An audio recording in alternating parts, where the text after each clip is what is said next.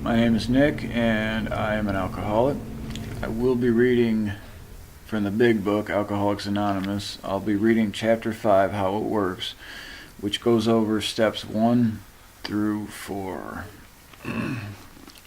How it works. Rarely have we seen a person fail who has thoroughly followed our path. Those who do not recover are people who cannot or will not completely give themselves to this simple program. Usually men and women who are constitutionally incapable of being honest with themselves. There are such unfortunates. They are not at fault. They seem to have been born that way. They are naturally incapable of grasping and developing a manner of living which demands rigorous honesty. Their chances are less than average. There are those, too, who suffer from grave emotional and mental disorders, but many of them do recover if they have the capacity to be honest.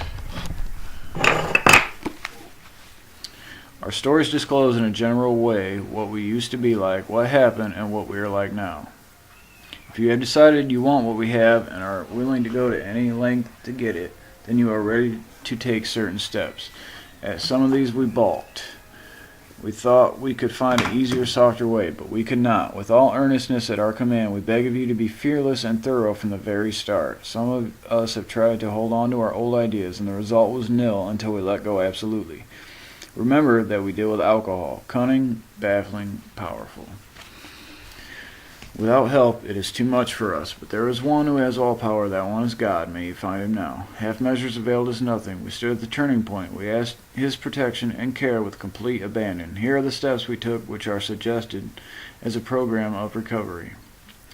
1. We admitted we were powerless over alcohol, that our lives had become unmanageable. 2. Came to believe that a power greater than ourselves could restore us to sanity. 3.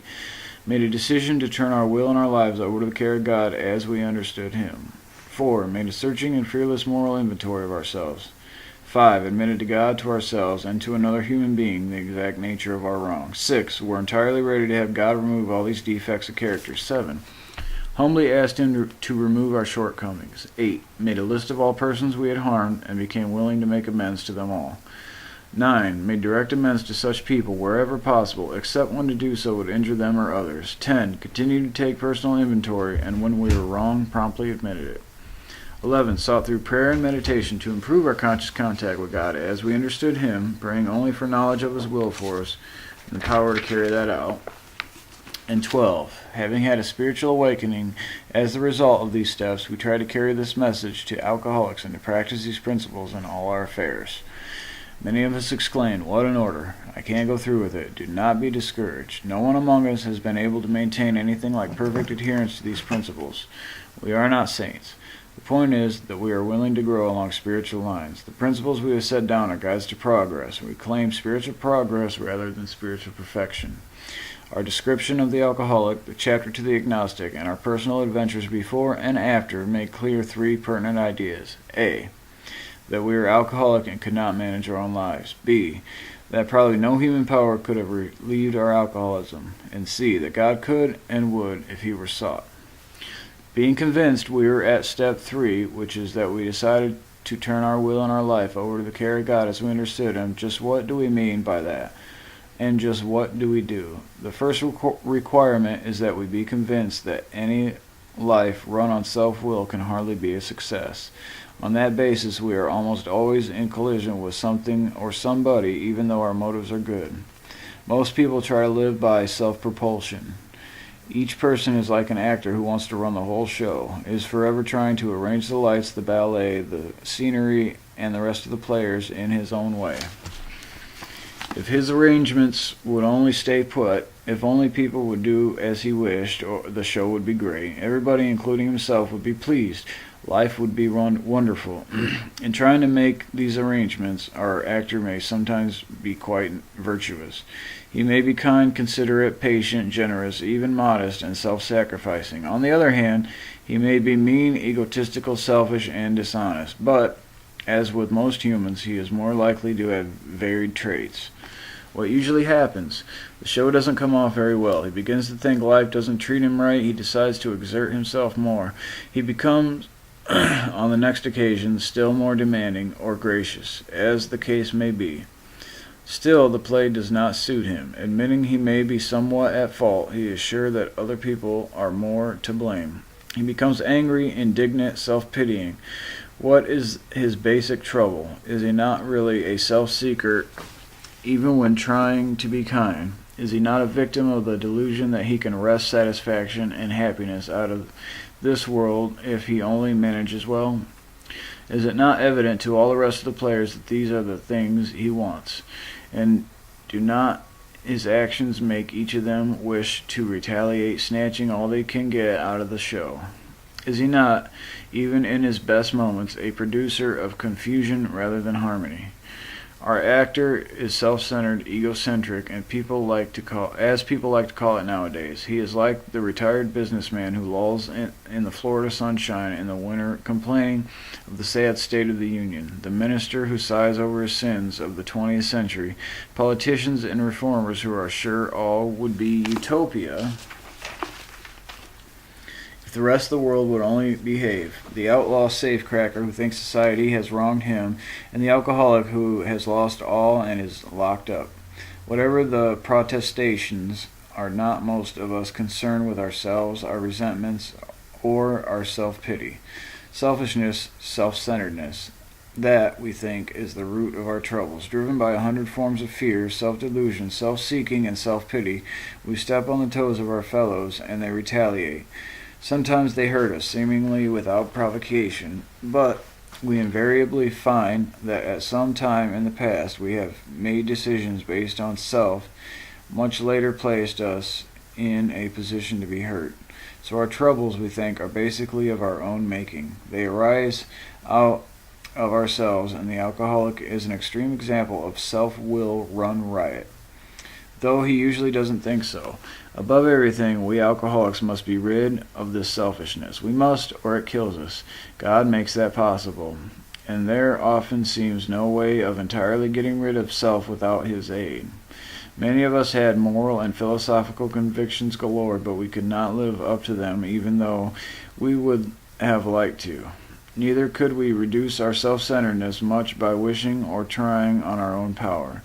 We had to have God's help. This is the how and why of it. First of all, we had to quit playing God. It didn't work. Next, we decided that hereafter, in this drama of life, God was going to be our director.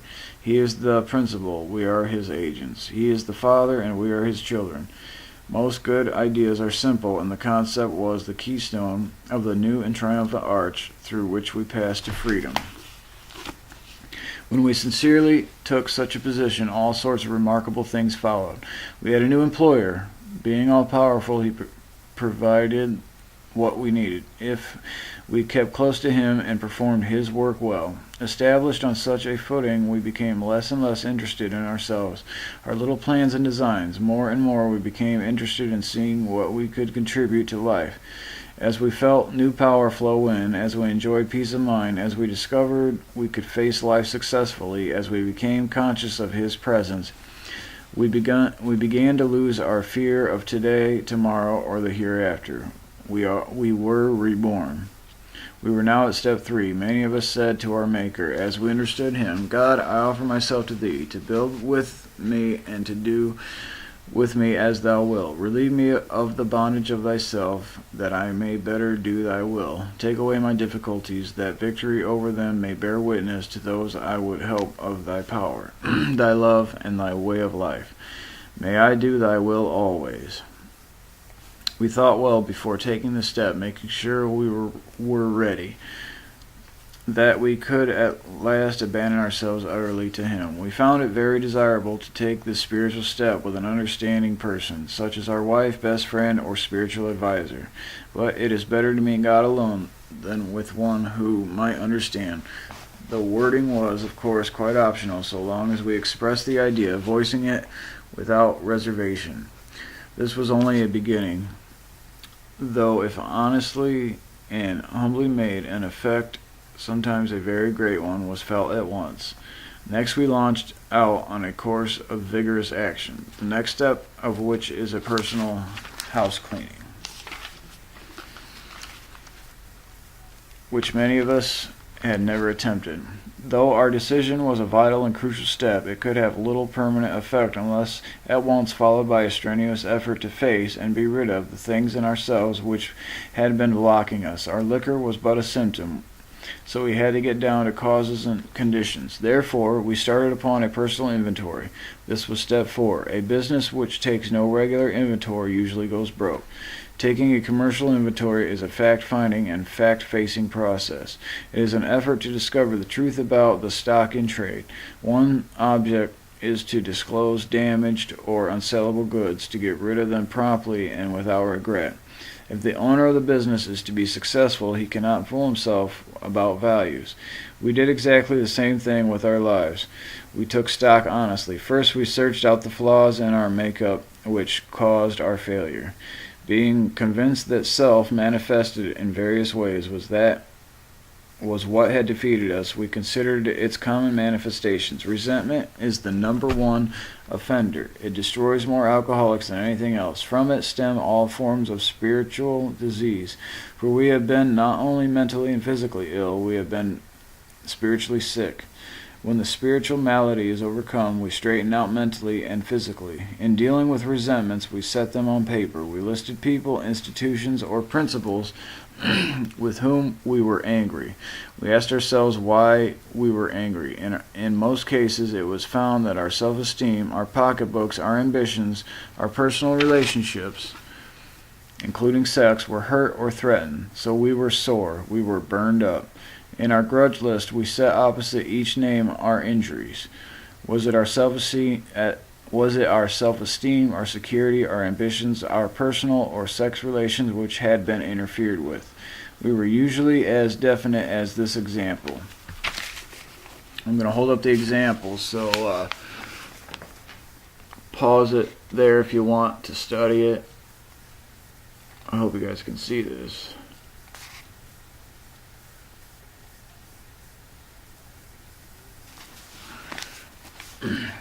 I'm resentful at, for example, I'm resentful at Mr. Brown. The cause, his attention to my wife. He told my wife of my mistress, Brown may get my job at the office.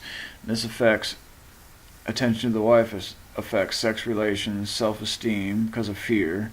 Told my wife of my mistress affects my sex relations and self-esteem because of fear. And Brown may get my job at the office affects my security and self-esteem because of fear. And then the other ones you saw. We went back through our lives. Nothing counted but thoroughness. We went back through our lives. Nothing counted but thoroughness and honesty. When we were finished, we considered it carefully. The first thing apparent was that this world and its people were often quite wrong. To conclude that others were wrong was as far as most of us ever got. The usual outcome was that most people continued to wrong us, and we stayed sore. Sometimes it was remorse, and then we were sore at ourselves. But the more we fought and tried to have our own way, the worse matters got. As in war, the victor only seemed to win. Our moments of triumph were short-lived. It is plain that a life which includes deep resentment leads only to futility and unhappiness. To the precise extent that we permit these, do we squander the hours that might have been worthwhile. But with the alcoholic, whose hope is the maintenance and growth of a spiritual experience, the business of resentment is infinitely grave. We found that it is fatal. For when harboring such feelings, we shut ourselves off from the sunlight of the Spirit. The insanity of alcohol returns and we drink again. And with us, to drink is to die. If we were to live, we had to be free of anger. The grouch and the brainstorm were not for us. They may be the dubious luxury of normal men, but for alcoholics these things are poison. We turned back to the list, for it held the key to the future. We were prepared to look at it from an entirely different angle. We began to see that the world and its people really dominated us. In that state, the wrongdoing of others, fancied or real, had power to actually kill. How could we escape? We saw that these resentments must be mastered, but how? We could not wish them away any more than alcohol. This was our course. We realized that the people who wronged us were perhaps spiritually sick, though we did not like their symptoms and the way they disturbed us. They, like ourselves, were sick too. We asked God to help us show them the same tolerance, pity, and patience that we would cheerfully grant a sick friend. When a person offended, we said to ourselves, "This is a sick man. How can I be helpful to him? God, save me from being angry. Thy will be done." We avoid retaliation or argument. We wouldn't treat sick people that way. If we do, we destroy our chance of being helpful. We cannot be helpful to all people, but at least God will show us how to take a kindly and tolerant view of each and every one. Referring to our list again, putting out of our minds the wrongs others had done, we resolutely looked for our own mistakes. Where had we been selfish, dishonest, self-seeking, and frightened? Though a situation had not been entirely our fault, we tried to disregard the other person involved entirely. Where were we to blame? The inventory was ours, not the other person's.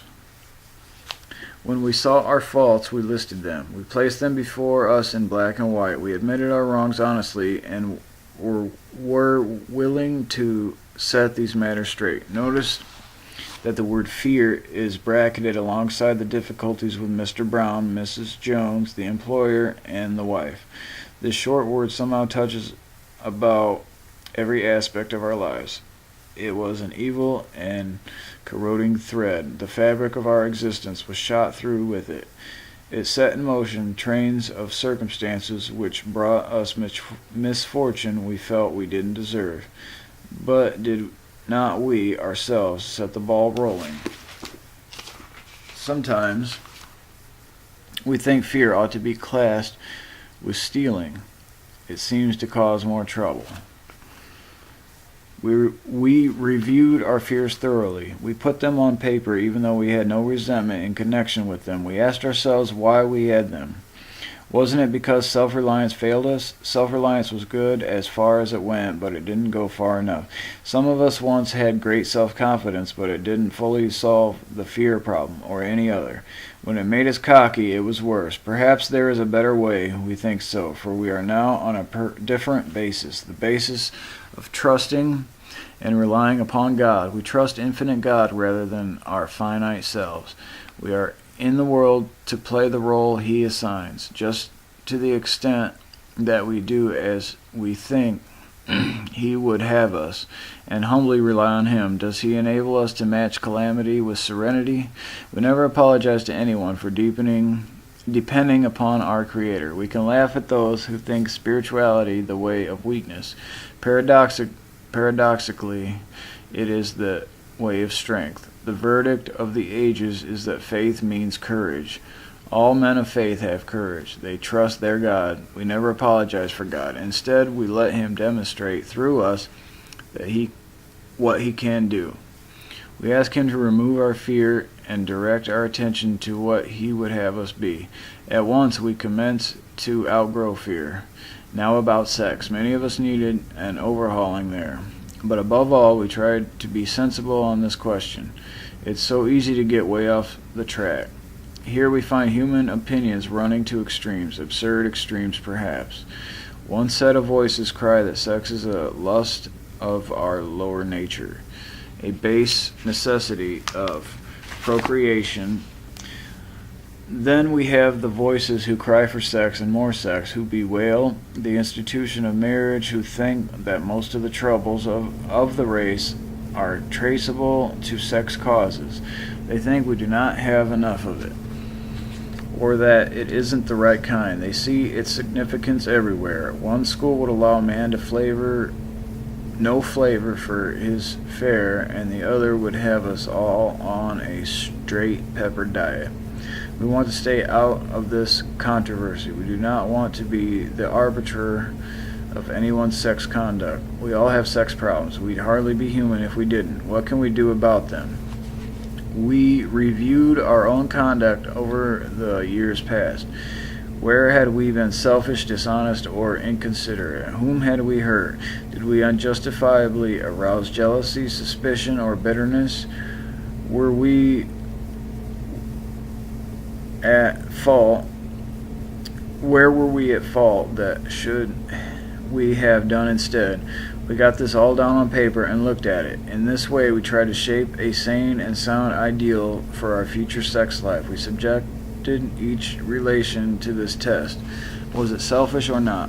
We asked God to mold our ideals and help us to live up to them. We remembered always that our sex powers were God-given and therefore good, neither to be used lightly or selfishly, nor to be despised or loathed.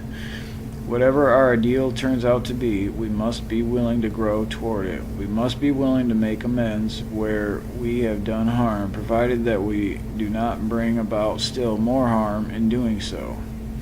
In other words, we treat sex as we would any other problem. In meditation, we ask God that we should do what we should do about each specific matter. The right answer will come if we want it. God alone can judge our sex situation. Counsel with persons is often desirable, but we let God be the final judge. We realize that some people are as fanatical about sex as others are loose. We avoid hysterical thinking or advice. Suppose we fall short of the chosen ideal and stumble. Does this mean we are going to get drunk? Some people tell us so, but this is only a half-truth. It depends on us and on our motives. If we are sorry for what we have done and have the honest desire to let God take us to better things, we believe we will be forgiven and we will have learned our lesson. If we are not sorry and our conduct continues to harm others, we are quite sure to drink. We are not theorizing. These are facts out of our experience. To sum up about sex, we earnestly pray for the right ideal, for guidance in each questionable situation, for sanity, and for the strength to do the right thing. If sex is very troublesome, we throw ourselves the harder into helping others. We think of their needs and work for them. This takes us out of ourselves. It quiets the imperious urge. When to yield would mean heartache. If we have been thorough about our personal inventory, we have written down a lot. We have listed and analyzed our resentments. We have begun to comprehend their futility and their fatality. We have commenced to see their terrible destructiveness. We have begun to learn tolerance, patience, and goodwill toward all men, even our enemies, for we look on them as sick people. We have listed the people we have hurt by our conduct, and we are willing to straighten out the past if we can. In this book, you read again and again that faith did for us what we could not do for ourselves. We hope you are convinced now that God can remove whatever self-will has blocked you off from Him. If you have already made a decision and an inventory of your grosser handicaps, you have made a good beginning. That being so, you have swallowed and digested some big chunks of truth about yourself.